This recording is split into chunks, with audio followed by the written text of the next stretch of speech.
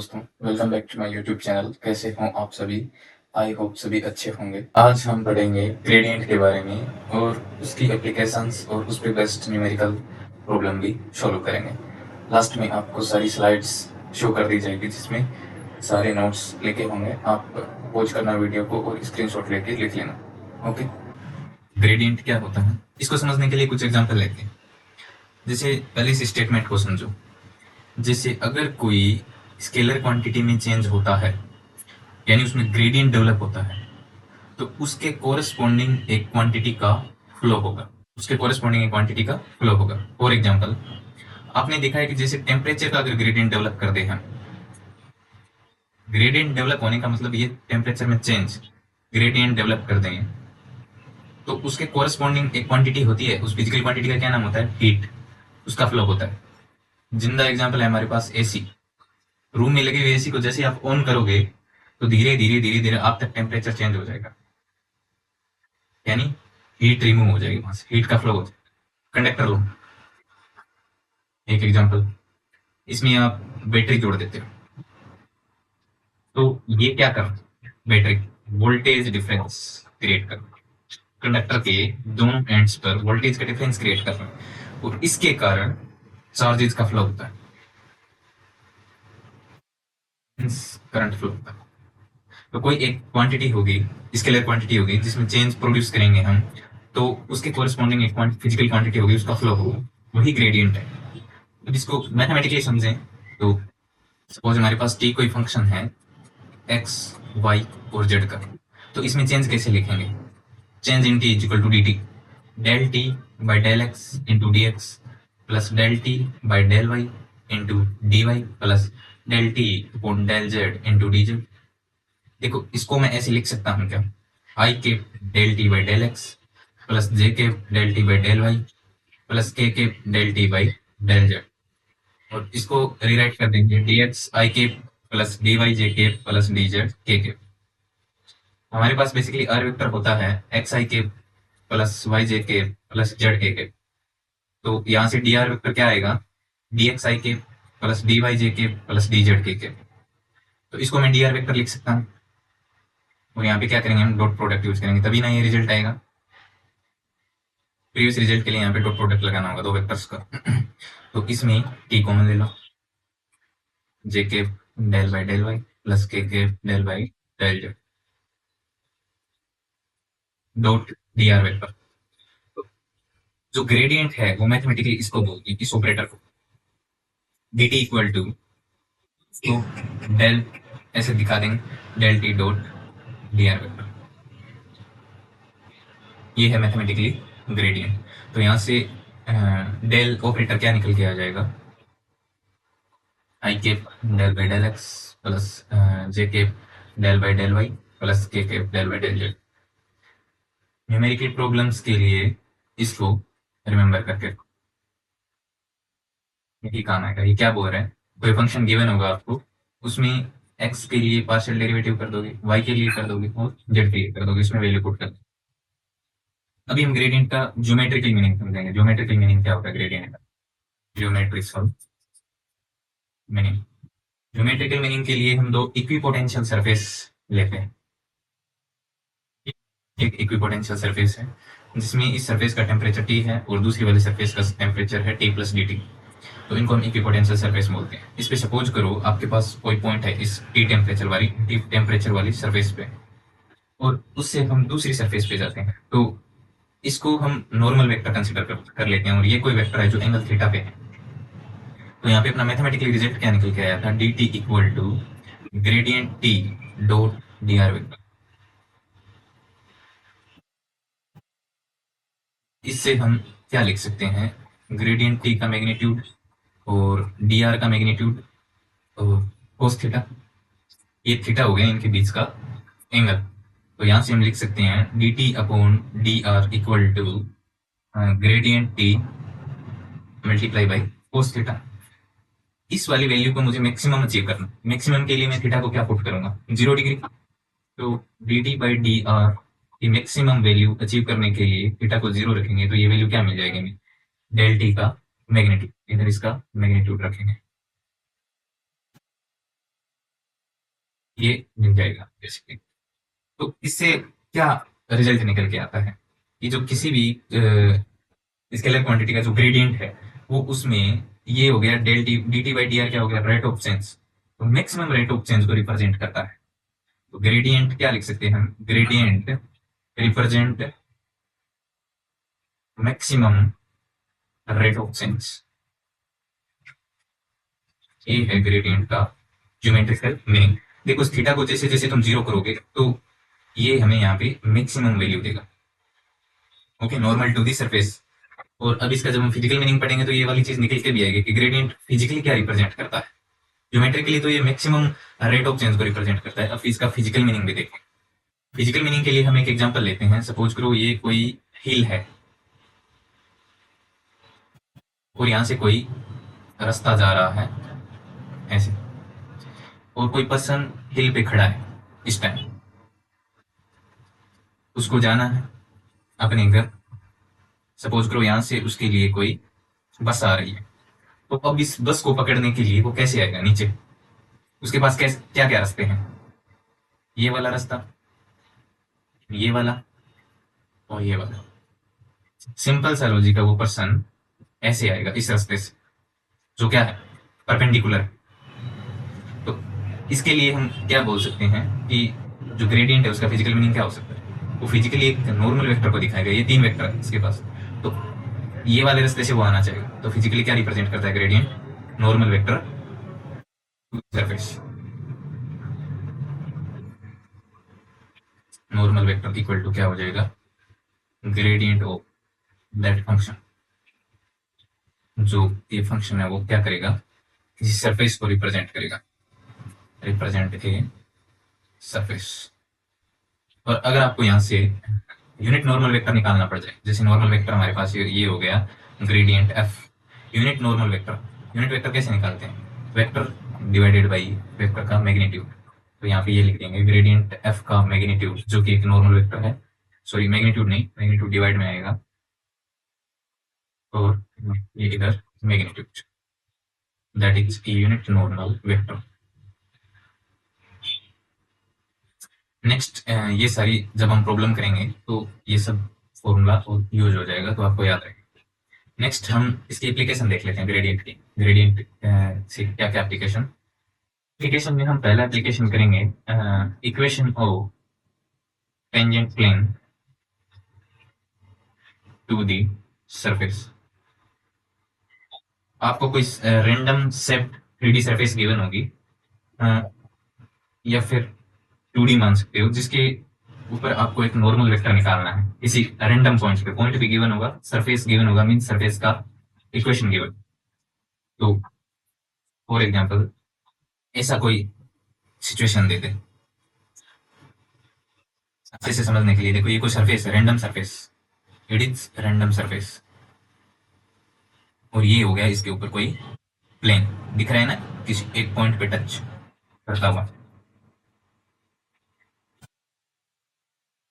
ये वाला एक प्लेन है जो किसी एक सिंगल पॉइंट पे इधर टच कर रहा है। तो कोई भी रैंडम सरफेस गिवन होगी और उस सरफेस के किसी एक पॉइंट पर आपको एक प्लेन का इक्वेशन निकालना है। तो उसके लिए क्या प्रोसीजर रहेगा? पहले तो चलो इसको एक इक्वेशन कैसे फाइंड आउट करते हैं उसके लिए एक सिचुएशन लेते हैं। ये देखिए, जैसे ये हमारे पास होगी कोई रैंडम सरफेस, इसके ऊपर कोई पॉइंट P है जिसके कोऑर्डिनेट है x1, y1 और z1 जो हमें गिवन है। उस सरफेस के ऊपर कोई पॉइंट है जिसके कोऑर्डिनेट हमें गिवन है, और f है उस सरफेस का इक्वेशन। तो जब हम ग्रेडियंट f निकालेंगे तो उस पॉइंट के ऊपर उस सरफेस का क्या मिल जाएगा हमें? नॉर्मल, जो ये शो किया गया है यहाँ पे देखिए ग्रेडियंट f जो कि क्या है? नॉर्मल वेक्टर है उस पॉइंट के ऊपर। और हम सरफेस का इक्वेशन निकालने के लिए एक जनरल पॉइंट ले लेते हैं Q, जिसके कोऑर्डिनेट क्या है? x, y और z। तो उसको ज्वाइन करने वाला एक वेक्टर हो जाएगा PQ वेक्टर, जो क्या है? जो उस सरफेस के उस पॉइंट पर जो प्लेन है उसके अंदर लाई कर रहा है। ये वाला PQ वेक्टर, PQ वेक्टर है जो उस सरफेस के ऊपर पॉइंट P के ऊपर जो प्लेन है उसमें लाई कर रहा है। और जो नॉर्मल वेक्टर है वो उस पॉइंट पर उस प्लेन के परपेंडिकुलर एक नॉर्मल वेक्टर है। तो इन दोनों का जब डॉट प्रोडक्ट करवाएंगे तो हमें क्या मिल जाएगा? 0, क्योंकि दोनों क्या है? 90 डिग्री पे है। तो हम प्लेन की इक्वेशन के लिए ये लिख सकते हैं PQ vector dot with gradient f equal to 0। तो पी क्यू वेक्टर क्या है? पी और क्यू को ज्वाइन करने वाले वेक्टर को कैसे लिखेंगे? पी क्यू वेक्टर को क्यू का पोजीशन वेक्टर माइनस पी का पोजीशन वेक्टर। तो क्यू का पोजीशन वेक्टर हो जाएगा एक्स आई के प्लस वाई जे के प्लस जेड के माइनस x1 आई के माइनस y1 जे के माइनस z1 के। ये हो गया इधर ग्रेडियंट f इक्वल टू 0। इसको जब रीअरेंज करेंगे तो ऐसे लिख सकते हैं x माइनस x1 आई के प्लस y माइनस y1 जे के प्लस z माइनस z1 के। इसका डॉट प्रोडक्ट किसके साथ होगा? अब ग्रेडियंट f की वैल्यू भी रख सकते हैं, आई के del f by del x plus j के del f by del y plus k del f by del z, जो क्या है 0। अब दो वेक्टर का डॉट प्रोडक्ट कैसे करते हैं? x माइनस x1 आई का आई वाले के साथ आई वाले का करवा देंगे simple multiplication, del f by del x plus y minus y one del f by del y plus z minus z one del f by del z equal to 0। ये क्या है? Equation of tangent plane to the surface. इसके ऊपर हम next slide में numerical problem करेंगे, और ये जो ग्रेडियंट है उसकी वैल्यू उस पॉइंट के ऊपर है, जो पॉइंट पी गिवन है ना x1 y1 z1 वाला, उसके ऊपर इसकी वैल्यू है। तो यहाँ पे हम क्या कर देंगे, ये जो पार्शियल डेरिवेटिव है उसकी वैल्यू पी के ऊपर, y के रिस्पेक्ट में उसकी भी वैल्यू और z वाले की भी उस पॉइंट पे वैल्यू रख देंगे। नेक्स्ट एप्लीकेशन है equation of tangent line. Equation of tangent line, तो सिंपली जो इक्वेशन ऑफ प्लेन था, सरफेस था, वो क्या था? Del f by del x at point p plus y minus y one del f by del y at point p plus z minus z one del f by del z at value at point p. तो 3D में आपने line की equation का form देखा होगा, ऐसे रख सकते हैं इसको डिवाइड में, del f by del x at point p equal to y minus y one del f by del y at point p plus equal z minus z one del f by del z at point p. तो यही हो जाएगा 3D में equation of line. अगर आपको equation of plane लिखना आ रहा है तो आप इक्वेशन ऑफ लाइन इजीली लिख सकते हैं। ये हो गया इक्वेशन ऑफ टेंजेंट लाइन। के बाद नेक्स्ट एप्लीकेशन है हमारे पास directional derivative. Directional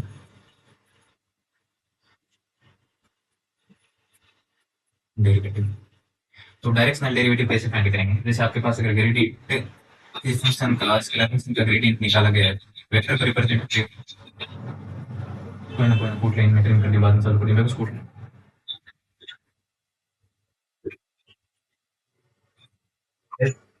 next application है डायरेक्शनल डेरिवेटिव। डायरेक्शनल डेरिवेटिव के क्या करेंगे? डायरेक्ट डेरिवेटिव के लिए क्या करेंगे हम? जैसे किसी स्केलर फंक्शन का ग्रेडियंट निकाल लेंगे, वो इटसेल्फ क्या रिप्रेजेंट करेगा? एक नॉर्मल वेक्टर। तो उस वेक्टर का कंपोनेंट किसी अदर वेक्टर की डायरेक्शन में लेंगे, वही डायरेक्शनल डेरिवेटिव है। जैसे आपको बोल दे कि ये कोई वेक्टर ए है, तो इसकी डायरेक्शन में इसका कंपोनेंट लिखना है, तो कैसे लिखोगे आप? उसको हम सपोज करो रो बोल देते हैं, तो इस वेक्टर का ए वेक्टर की डायरेक्शन में कंपोनेंट के लिए हम ए कैप से उसके यूनिट वेक्टर से डॉट प्रोडक्ट करवा देंगे, यही डायरेक्शनल डेरिवेटिव है।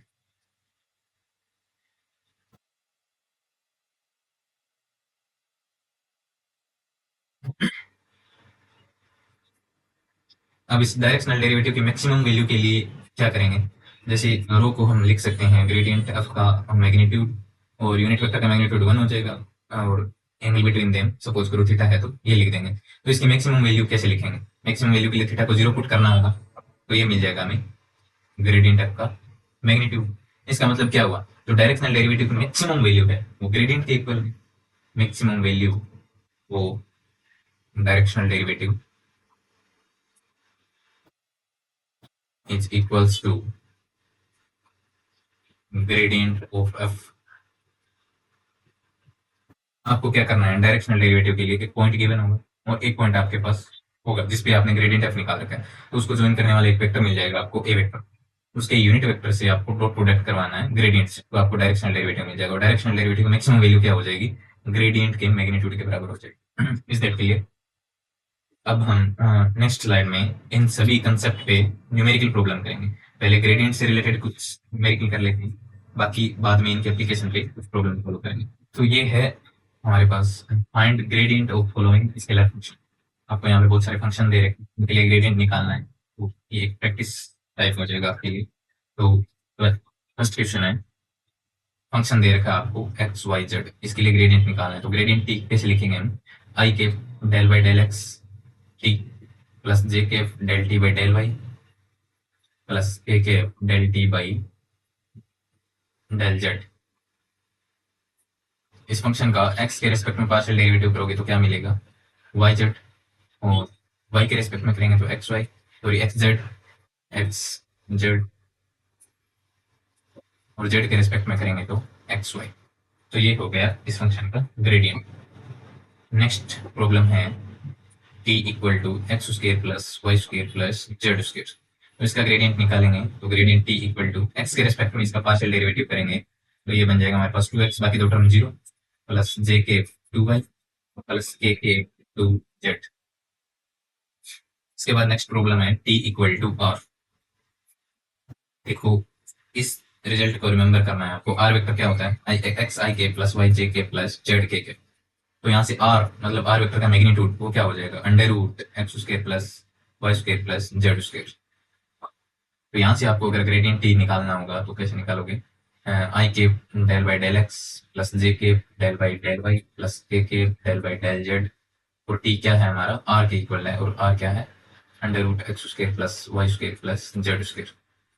तो यहाँ पे आई के जब इसका एक्स के रेस्पेक्ट में पार्शियल डेरिवेटिव करेंगे तो हमें रिजल्ट क्या मिलेगा, 1 twice of under root x square plus y square plus z square. अब किसका करेंगे, एक्स स्क्वायर का, तो रिजल्ट मिलेगा 2x। सिमिलरली जे के जेड और वाई का पार्शियल डेरिवेटिव 0 हो जाएगा। सिमिलरली ये रिजल्ट मिलेगा हमें 2y divided by twice of under root x square plus y square plus z square plus k 2z twice of under root x square plus y square plus z square. ये बन जाएगा हमारे पास x y, इसको r लिख सकते हैं वापस, plus j k y by r plus ए के जेड बाई आर। तो यहाँ से 1/r कॉमन आ जाएगा और ये बन जाएगा हमारे पास एक्स आई के प्लस वाई जे के प्लस जेड के। इसको लिख सकते हैं अगेन आर वेक्टर। तो वेक्टर और वेक्टर के मैग्नीट्यूड का जब डिवाइड करते हैं तो क्या मिलता है हमें, यूनिट वेक्टर आर की। इस प्रॉब्लम को करने का एक दूसरा मेथड देखते हैं जिसमें इतनी सारी कैलकुलेशन नहीं करनी पड़ेगी। यहाँ पे आपको क्या है कि सिमेट्रिक टर्म्स आ रही है सारी, इसी टर्म को आपको एक्स के साथ स्ट्रगल करना पड़ रहा है, इसी के लिए आपको वाई के साथ करना पड़ रहा है, इसी के लिए जेड के साथ। तो ये तीनों अलग अलग ना करके हम एक कंपोनेंट को सोल्व कर लेते हैं जिससे हमें सिमेट्रिक रिजल्ट मिल जाएगा समेशन फॉर्म में। बाद में फाइनली पूरा रिजल्ट हम निकाल लेंगे। सिमिलरली उसी प्रॉब्लम को मेथड 2 से सोल्व करेंगे। तो उसके लिए क्या करेंगे, ग्रेडियंट को किसी कंपोनेंट के लिए सोल्व कर लेंगे, बाकी को समेशन फॉर्म में लिख देंगे। समेशन आई के, और ये हो जाएगा हमारे पास आई के del t by del x. तो उस प्रॉब्लम को इस तरीके से करते हैं। यहाँ पे हमारे पास था आर का ग्रेडियंट फाइंड करना, तो उसके लिए हम एक आई वाले कंपोनेंट को सोल्व कर लेते हैं, del r by del x summation i के डेल बाई डेल एक्स। और ये क्या था हमारे पास, under root x square plus y square plus z square, ये था। तो ये मिल जाएगा हमें समेशन आई के 1/, तो under root x square plus y square plus z square, और एक्स का हो जाएगा 2x। तो ये रिजल्ट मिलेगा हमें समेशन आई के x upon under root x square plus y square plus z square, which is summation i के एक्स बाई आर। तो 1/r को हम बाहर ले सकते हैं, which is free of component, और ये आ जाएगा हमारे पास सिविल एज। तो सिमेट्रिक के लिए जब तीनों का सम करेंगे तो हमारे पास क्या रिजल्ट आएगा, एक्स आई के समेशन को ओपन कर देते हैं वाई जे के plus z k, which is r vector. तो आर वेक्टर अपॉन आर, जो कि हमें मिल जाएगा gradient r equal to r के। तो बाकी नेक्स्ट जो प्रॉब्लम है उसी में इसी मेथड से हम सोल्व करेंगे। नेक्स्ट एग्जांपल है हमारे पास 1/r p equal to 1/r। Del r by del x का रिजल्ट इस प्रीवियस प्रॉब्लम में क्या आया था हमारे पास, del r by del x यहाँ तक एक्स बाई आर। देखो अलग से इस रिजल्ट को याद रखो, del r by del x क्या आता है, del by del x under root x square plus y square plus z square. जब इसको सोल्व करोगे तो एक्स बाई आर मिलेगा रिजल्ट, ये याद रखो ताकि न्यूमेरिकल सोल्व करने में टाइम कम से कम लगे। तो यहाँ पे हम जब इसका ग्रेडियंट निकालेंगे तो किसी एक कंपोनेंट के लिए सोल्व कर लेते हैं, आई के del t by del x. तो यहाँ पे टी क्या हो जाएगा, 1/r इसका जब डेरिवेटिव करेंगे तो हमें क्या मिलेगा, -1/r² del r by del x, which is equals to -1/r² और del r by del x क्या है, x/r। तो यहाँ से -1/r³ कॉमन हो गया और समीशन में बचा x। तो जब समीशन ओपन करेंगे तो ये बन जाएगा हमारे पास 1/r³ xi plus yj plus zk, which is equals to -r vector upon r³। इसको हम लिख सकते हैं -r³ upon r²।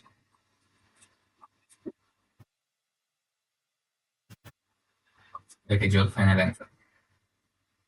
Next problem है r⁴n। तो इसी को भी एक कंपोनेंट के लिए सोल्व कर लेते हैं। Summation i del by del x of r⁴n। तो यहाँ पे मिल जाएगा हमें i n r⁴n-1 और del r upon del x। del r upon del x क्या है, x अपॉन r। ये रिजल्ट होगा हमारे पास n r⁴n-2 समेशन xi। तो ये बन जाएगा r वेक्टर। r वेक्टर को क्या लिख सकते हैं, r⁴ r⁴। तो ये फाइनल रिजल्ट आ जाएगा n r⁴n-1 r²। Next problem t equal to ln r। तो ये बन जाएगा हमारे पास समेशन i del by del x ln r। समेशन i³ ln r का डेरिवेटिव होता है हमारे पास 1/r, और ये बन जाएगा del r by del x, which is equals to summation i³ 1/r x by r।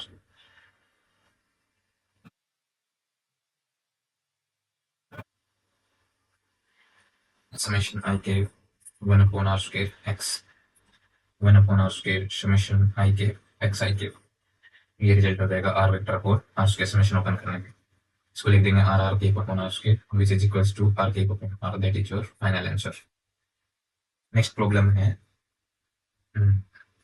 t equal to f vector dot r vector. यहाँ पे क्या बता रखा है, f वेक्टर कोई कांस्टेंट वेक्टर है, f vector is equals to constant vector.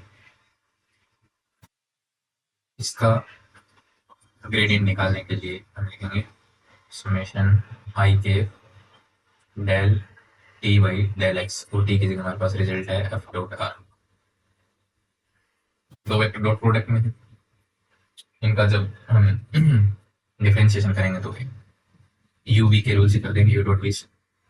एक को कांस्टेंट रख लेंगे, एक का डेरिवेटिव कर देंगे, अगेन एक दूसरे वाले को कांस्टेंट रख के पहले वाले का डेरिवेटिव कर देंगे। तो यहाँ पे लिखेंगे dot del r by del x। इस बार f को कांस्टेंट मान लिया, तो नेक्स्ट टाइम f का डेरिवेटिव कर देते हैं del f by del x dot r vector. क्या बोल रखा है, f वेक्टर कांस्टेंट वेक्टर है, कांस्टेंट का डेरिवेटिव क्या होता है, 0। तो ये वाली टर्म तो 0 ही होगी पूरी। तो ये बन जाएगा हमारे पास i³ f vector dot del r upon del x। अभी del r upon del x क्या होता है, इस रिजल्ट को अलग से निकाल लो। तो del by del x r vector क्या है, xi² plus yj² plus zk। जब हम पार्शियल डेरिवेटिव करेंगे तो हमें ओनली i³ मिलेगा, बाकी सारी टर्म्स 0 हो जाएगी। तो यहाँ पे लिख देंगे summation i³ f vector dot i³। तुम f वेक्टर को ऐसे लिख सकते हो f1 i³ plus f2 jk plus f3 kk। तो यहाँ पे जब i के साथ डॉट प्रोडक्ट करवाएंगे तो हमारे पास रिजल्ट मिलेगा f1, और जब इस समेशन को ओपन करेंगे तो f1 i³ plus f2 jk plus f3 kk, which is equals to f vector. That is your final answer. Next problem है हमारे पास टेंजेंट प्लेन की इक्वेशन से, टेंजेंट प्लेन से रिगार्डिंग। तो यहाँ पे आपको सरफेस गिवन है, सरफेस है x y z equal to 8। यहाँ से आप f निकाल लोगे, f के लिए क्या करोगे, इन टर्म्स को अलग कर लो, एक्स वाई जेड माइनस 8। अभी आपको इस पे पहले ग्रेडियंट निकालो। ग्रेडियंट क्या मिलेगा? टेंजेंट ग्रेडियंट तो निकालना ही है, लेकिन अलग अलग टर्म्स की वैल्यू निकाल लेंगे तो वो सही रहेगा, ताकि डायरेक्ट फॉर्मूले में पुट कर दें। फॉर्मूला क्या है इक्वेशन ऑफ टेंजेंट प्लेन का? Del x minus x one और del f by del x point p पे value, plus y minus y one del f by del y at point p, plus z minus z one del f by del z at point p equal to 0। तो यहाँ से आपको del f by del x निकालना है, वो मिल जाएगा y z, और del f by del y क्या मिल जाएगा? Z. Similarly del f by del z मिलेगा एक्स वाई। इन सब की पॉइंट पी पे वैल्यू, तो पॉइंट पी की है क्या? पॉइंट पी है हमारे पास एक्स वन की वैल्यू 1 है, वाई वन की वैल्यू 2 है और जेड वन की वैल्यू 4 है, तो वो यहाँ पे रख देंगे। तो y into z means 8, x into z means 4, और ये वाली वैल्यू मिल जाएगी x into Y 2।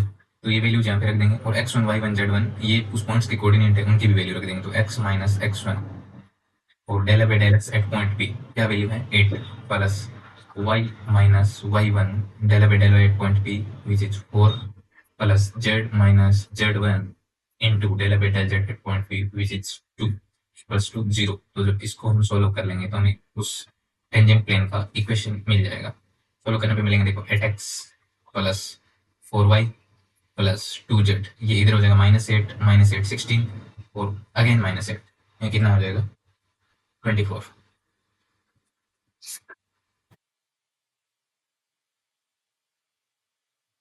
0। That is your final answer. Next problem है find unit normal vector to the surface x square plus y square plus z square at point. आपको point दे दिया, कोई surface दे दी, उसके ऊपर यूनिट नॉर्मल वेक्टर निकाला। तो पहले नॉर्मल वेक्टर निकालोगे। नॉर्मल वेक्टर क्या है? ग्रेडियंट ही है। तो नॉर्मल वेक्टर के लिए पहले सरफेस हमारे पास लिखो है x square plus y square plus z square. तो नॉर्मल वेक्टर के लिए हम निकालेंगे उस सरफेस का ग्रेडियंट। उसके लिए आई के del by del x plus j के del by del y plus ए के डेल बाई डेल जेड, ये है हमारे पास square plus y square plus z square surface का इक्वेशन। तो यहाँ से जब पार्शियल डेरिवेटिव करेंगे तो मिलेगा 2x आई के प्लस 2y जे के प्लस 2z के। उस पॉइंट पे तो पॉइंट रख देते हैं, तो पॉइंट पे ये मिल जाएगा हमें 2y के प्लस 2j के प्लस 2k के। यहाँ से यूनिट नॉर्मल वेक्टर निकालना है, मतलब n के, तो वो हो जाएगा n वेक्टर और n वेक्टर का मैग्नीट्यूड। यहाँ से आप लिख सकते हो 2y के प्लस 2j के प्लस 2k के, और इसका मैग्नीट्यूड हो जाएगा हमारे पास 4 plus 4 plus 4, which is equals to 2। ये वाला रिजल्ट 2√3 हो जाएगा, तो 2 कैंसिल आउट हो जाएगा, i plus j plus k और नीचे हो जाएगा √3।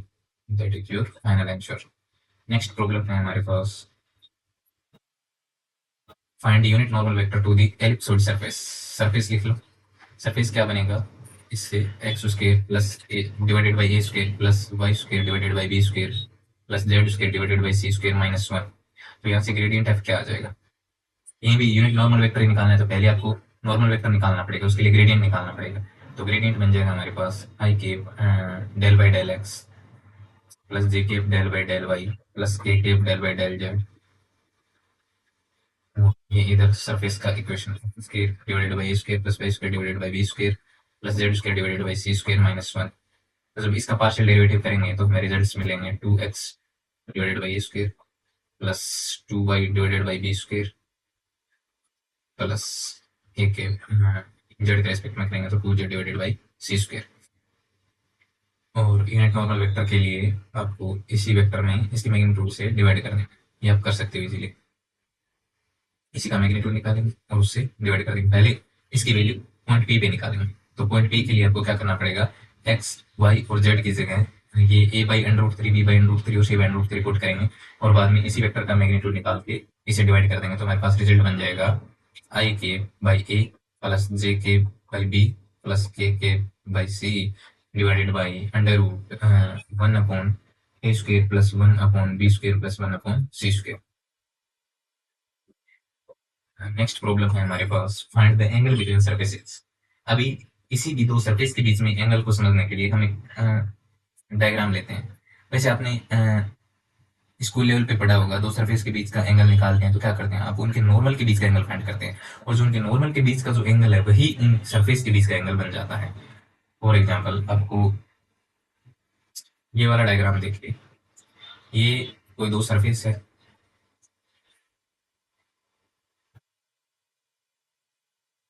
और उनके नॉर्मल वेक्टर है n1 वेक्टर और n2 वेक्टर, सरफेस है n1 वेक्टर, उसको हम s1 बोल रहे हैं, ये दूसरी सरफेस है जिसका नॉर्मल वेक्टर है n2 वेक्टर। तो इनके बीच का एंगल फाइंड आउट करने के लिए हम क्या करेंगे, n1 और n2 का डॉट प्रोडक्ट करवा देंगे, विच इज इक्वल्स टू n1 का मैग्नीट्यूड n2 का मैग्नीट्यूड, और उनके बीच का एंगल थीटा मान लेते हैं। जो नॉर्मल के बीच का एंगल होगा वही उनकी सरफेस के बीच का होगा, डायग्राम से रिप्रेजेंट कर रखा है, देख लो। तो ये यहाँ से cos थीटा निकाल लेंगे हम, n1 vector dot n2 vector divided by n1 का मैग्नीट्यूड इंटू n2 का मैग्नीट्यूड, ये हो जाएगा दो सरफेस के बीच का एंगल। तो आपको जैसे यहाँ पे ये सरफेस दे रखे, तो इनके लिए आपको क्या करना पड़ेगा, नॉर्मल नहीं दे रखे, डायरेक्ट सरफेस दे रखे, तो उसके लिए आप पहले ग्रेडियंट फाइंड करो, मीन्स इन सरफेस के लिए नॉर्मल वेक्टर फाइंड करो, फिर उन दोनों के डॉट प्रोडक्ट्स हैं उनके बीच का एंगल फाइंड कर सकते हैं। तो x इक्वल टू वाई वाली सरफेस है, इसको हम s1 मान लेते हैं, तो वो s1 इक्वल टू बन जाएगा हमारे पास x माइनस वाई, एक सरफेस ये हो गई, और दूसरी सरफेस है x इक्वल टू जेड, उसको हम लिखेंगे s2 equal to x minus z, ये हो गया हमारे पास सेकंड सरफेस। तो यहाँ पे n1 वेक्टर निकालने के लिए ग्रेडियंट s1 करते हैं, जो आएगा हमारे पास i cap del by del x, तो वहां से बन जाएगा आई कैप, और j cap del by del y से बन जाएगा माइनस के कैप। तो ये हो गया हमारे पास n1 वेक्टर। n2 वेक्टर के लिए क्या करेंगे, सेकंड सरफेस का ग्रेडियंट निकालेंगे, which is equals to i cap del by del x, तो आई कैप वाई का कंपोनेंट है नहीं इसमें, जेड के लिए करेंगे तो वो बन जाएगा माइनस के कैप, सॉरी s1 में यहाँ पे जे कैप आएगा, जेड का कंपोनेंट नहीं है ना, वाई ओनली वाई है, तो यहाँ पे लिखेंगे जे कैप। इन दोनों का डॉट प्रोडक्ट करवा के देखते हैं, ये हमारे पास i cap minus J cap और n2 है आई कैप माइनस के कैप, तो कोस थीटा बन जाएगा हमारे पास n1 आई कैप माइनस जे कैप, और दूसरा रिजल्ट है आई कैप माइनस के कैप, इनका मैग्नीट्यूड हो जाएगा अंडर रूट टू, ये बन जाएगा 1, और बाकी ये 0 डिवाइडेड बाई 2। तो यहाँ से थीटा क्या मिल जाएगा, theta equal to cos inverse 1/2, which is equals to 60 degree. That is your final answer.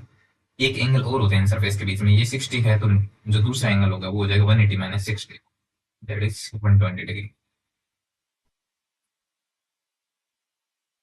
Next problem है हमारे पास, the equation of surface of revolution is, आपको सरफेस का इक्वेशन दे रखा है, पूछा क्या है, the unit normal vector to the surface at point. Same problem है, यहाँ से आपको सरफेस निकालना है, सरफेस बन जाएगा हमारे पास s इक्वल टू, पहले दोनों साइड आप स्क्वायर कर दो, तो ये बन जाएगा z square equal to 3/2 x square plus 3/2 y square. अब इनको क्लब करो, तो ये बन जाएगा सरफेस हमारे पास s equal to 3/2 x square plus 3/2 y square minus z square. अब यहाँ से आप ग्रेडियंट निकालोगे पहले, उस ग्रेडियंट से हमें क्या मिलेगा, नॉर्मल वेक्टर मिलेगा, gradient s equal to n vector, और उसकी वैल्यू किस पे निकालनी है, पॉइंट P पे, जो आपको गिवन है √3/2 0 और 1, इसमें पुट करेंगे। फिर n कैप के लिए क्या करोगे आप, n1 vector divided by n cap के लिए n vector divided by n का मैग्नीट्यूड, तो आपको वहां पे यूनिट नॉर्मल वेक्टर मिल जाएगा इस सरफेस के लिए। नेक्स्ट प्रॉब्लम है हमारे पास, find directional derivative scalar function phi equal to 4 e raise to power, scalar function क्या दे रखा है, 4 into e raise to power 2x minus y plus z, ये हमारे पास स्केलर फंक्शन।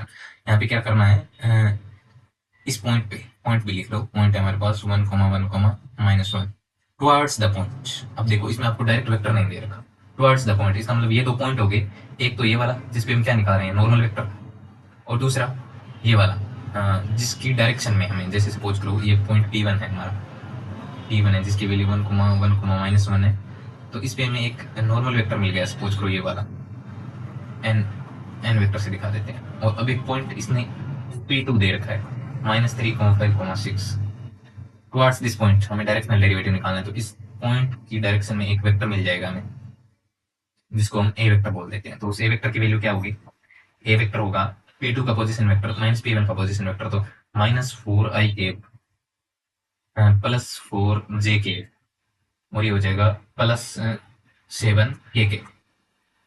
तो यहाँ से a कैप मिल जाएगा आपको, a कैप होगा -4i cap plus 4j cap plus 7k cap divided by magnitude of this vector. तो मैग्नीट्यूड ऑफ दिस वेक्टर क्या हो जाएगा, under root 16 plus 16 plus 49 which is equals to 81 और 81 का अंडर रूट हो जाएगा 9।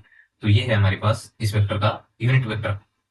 अब हमें डायरेक्शनल डेरिवेटिव के लिए पहले क्या करना पड़ेगा, इस स्केलर फंक्शन का ग्रेडियंट निकालना पड़ेगा। वो एक वेक्टर होगा और उस वेक्टर का ए वेक्टर की डायरेक्शन में कंपोनेंट लेना होगा, मीन्स ए केप के साथ डॉट प्रोडक्ट करवाना होगा।